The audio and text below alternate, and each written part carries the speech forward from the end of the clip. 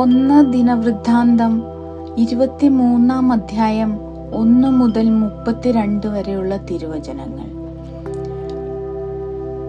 ലേവ്യഗണങ്ങൾ. ദാവീദ് അതിവൃദ്ധനായപ്പോൾ പുത്രൻ സോളമനെ ഇസ്രായേലിന്റെ രാജാവാക്കി. ദാവീദ് ഇസ്രായേലിലെ എല്ലാ നായകന്മാരെയും പുരോഹിതന്മാരെയും ലേവ്യരെയും വിളിച്ചുകൂട്ടി. 30 അതിൽ കൂടുതലും വയസ്സുള്ള ലേവ്യരുടെ കണക്കെടുത്തു. ആകെ 38,000 പേർ ഉണ്ടായിരുന്നു. അവരിൽ 24,000 പേരെ ദേവാലയ ശുശ്രൂഷകരായും 6,000 പേരെ കാര്യവിചാരകരും ന്യായാധിപന്മാരും ആയും ദാവീദ് നിയമിച്ചു. 4,000 പേരെ വാതിൽ കാക്കുന്നതിനും 4,000 പേരെ താൻ നിർമ്മിച്ച വാദ്യോപകരണങ്ങൾ ഉപയോഗിച്ച് കർത്താവിന് സ്തുതി പാടുന്നതിനും നിയോഗിച്ചു. അനന്തരം ദാവീദ് അവരെ ഗർഷോം, കൊഹാത്ത്, മെറാറി എന്നിങ്ങനെ കുലക്രമത്തിൽ ഗണം തിരിച്ചു. ഗർഷോമിന്റെ പുത്രൻ ലാദാൻ, ഷിമെയി. ലാദാന്റെ പുത്രന്മാർ പ്രമുഖനായ യഹിയേലും സേദോം, ജോയേൽ എന്നിവരും. ഷിമെയിയുടെ പുത്രന്മാർ ഷെലോമോത്ത്, ഹസിയേൽ, ഹാരാൻ എന്നു 3 പേർ. ലാദാന്റെ കുലത്തലവന്മാർ ഇവരായിരുന്നു: യാഹോത്ത്, സീസ, യവൂഷ്, ബെറിയ എന്നു 4 പേരും ഷിമെയിയുടെ പുത്രന്മാർ. യാഹാത്ത് 1-നും സീസ 2-നുമായിരുന്നു. യവൂഷിനും ബെറിയായിക്കും അധികം പുത്രന്മാർ ഇല്ലായിരുന്നു. അതുകൊണ്ട് അവർ ഒറ്റ വംശമായി കരുതപ്പെട്ടു. കൊഹാത്തിന്റെ പുത്രന്മാർ അമ്രാം, ഇസ്ഹാർ, ഹെബ്രോൺ, ഉസിയേൽ എന്നീ 4 പേർ. അഹ്റോനും മോശയും അമ്രാമിന്റെ പുത്രന്മാരാണ്. അതിവിശുദ്ധ സ്ഥലത്ത് ശുശ്രൂഷ ചെയ്യുവാനും ശുശ്രൂഷ നടത്താനും കർത്താവിന്റെ മുൻപാകെ ധൂപം അർപ്പിക്കാനും അവിടുത്തെ നാമത്തെ സ്തുതിക്കാനും അഹ്റോനും പുത്രന്മാരും നിയോഗിക്കപ്പെട്ടു. ദേവപുരുഷനായ മോശയുടെ പുത്രന്മാർ ലേവി ഗോത്രത്തിൽപ്പെടുന്നു. മോശയുടെ പുത്രന്മാർ ഗർഷോം, എലിയേസർ.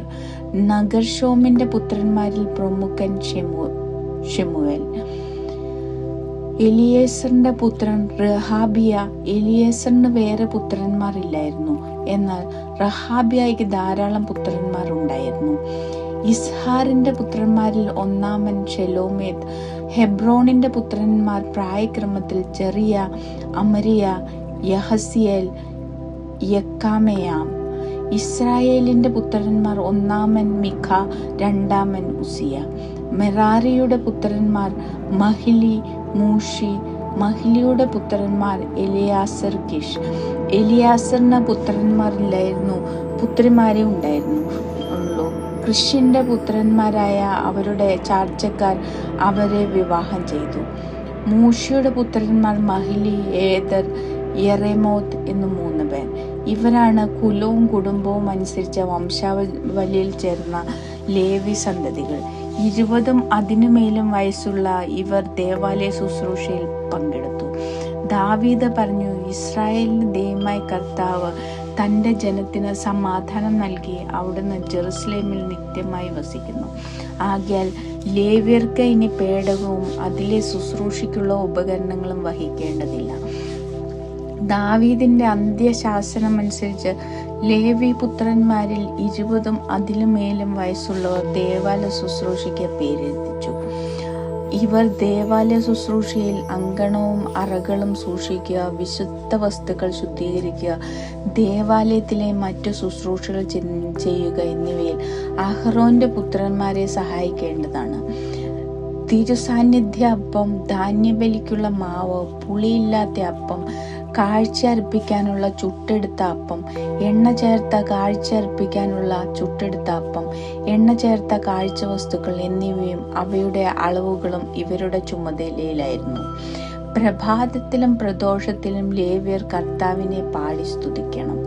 സാപത്തിലും അമാവാസിയിലും മറ്റു തിരുനാളുകളിലും ദഹനബലി അർപ്പിക്കുമ്പോഴും ഇവർ നിശ്ചയിക്കപ്പെട്ടിടത്തോളം പേർ അങ്ങനെ ചെയ്യണം.